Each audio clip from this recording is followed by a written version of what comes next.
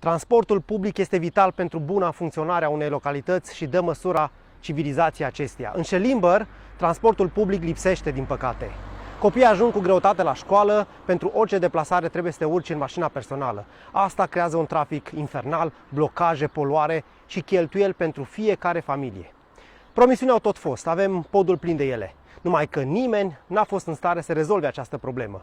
Rezolvarea transportului public este una dintre prioritățile mele. Autobuze în toată comuna, în Veștem, în Mohu, în Bungard, trasee care să acopere întreg Schellimberul, rute care să facă legătura cu Sibiul și cu localitățile învecinate, stații suficiente și moderne.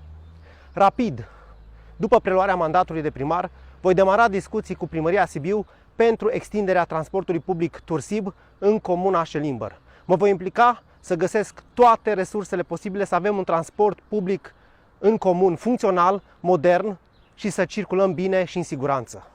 Votul tău contează. Mergi la vot pe 9 iunie și alege cu mintea și sufletul. Câștigă Schellimberul!